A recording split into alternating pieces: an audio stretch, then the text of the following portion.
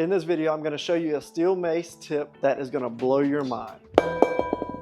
Hey, my name is Dustin Thibodeau. I am the founder of the MACE Method. I am a former CrossFit coach, gym owner, and also former physical therapist assistant. So I'm going to show you something that I discovered a long time ago when I first started using the mace that really took it to the next level. When I transitioned, I was getting away from lifting heavy weights, doing CrossFit, heavy squats. I knew as a physical therapist, I knew I needed to keep my mobility. I needed to do some squats. So I'm gonna break down the switch squat to teach you the switch squat, and then I'll let you know whenever I show you the tip that's gonna blow your mind.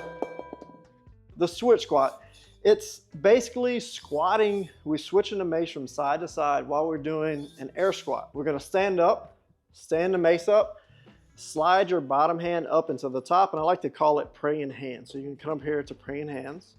And then I'm gonna switch, transition. My hands are gonna stay on the mace, and this is gonna slide back down, and I'm gonna stop the mace parallel to the ground. Then I'm gonna squat again. Stand up, stand the mace up, slide my bottom hand up, and I'm gonna transition over here. So I'm gonna show you from the side, just give you a little side view, switching, squatting, and I'm holding the mace. You can see the height of the mace. I'm not holding it down here. I'm not squatting with it here. I'm not squatting with it way up here. I'm keeping it about level with my sternum, like my sternum right here, right on this breastbone, kind of nipple height is where I like to hold it. So the next pointer, next step with the steel mace is going to be your hands. So with that, you can see I'm switching. I got my hands about just a little bit wider than my body, but I can also use the whole mace. So I do change it up. I am doing different lengths or different widths with my hands as I'm doing it. You can do whatever feels comfortable for you, but I do like to play with it all the different sides. So just to cover the switch one more time, we're standing the mace up. Make sure the mace head is right about your chin or your mouth height. That way you get some good shoulder activation here, good bicep. I'm getting some bicep workout here. And slide your hand, keep both hands on the mace, and just slide your other hand down, and we're gonna stop it just parallel. So this is a switch, and then we just add in the squat with it. So it looks like this when we're flowing with it. Boom, boom, boom. Okay, so here is the tip that I'm gonna show you with the squat. Don't look like much, like, oh, it's a 10-pound or 15-pound mace just squatting.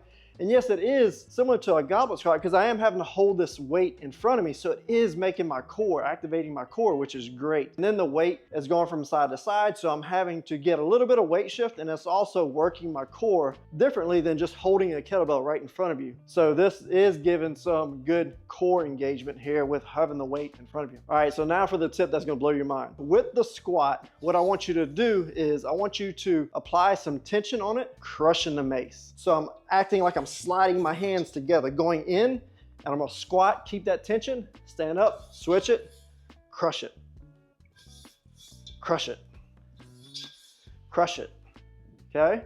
So that's the crushing aspect of it. And this is a two-part tip. So you can do your first set or do first 10 like that, crushing the mace, crushing the mace. And then the second part of it is gonna be pulling the mace apart.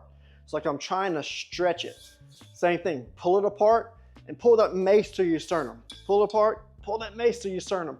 So what's happening is my back, my lats, all of my retractors are engaging. So I'm getting more muscle recruitment. So with this, the cool thing with the mace is it is a total body, and it's also efficient, and it's optimizing all of it versus just doing an air squat where you're just squatting. Let's get some more engagement in there. That way you can get more out of your workout. This is why all my workouts are 20 minutes long. I'm getting the most out of them as much as I can using the mace. So the other thing we can look at here is your hand placement with the mace. So yes, you can crush it and rip the mace apart, but what you can also do is you can change on where your hand grip is, where you're stopping your hand. So I can stop it short, where I can get more of a crushing here or pulling apart. And then I can slide my hand further down and get a better retraction or better crushing.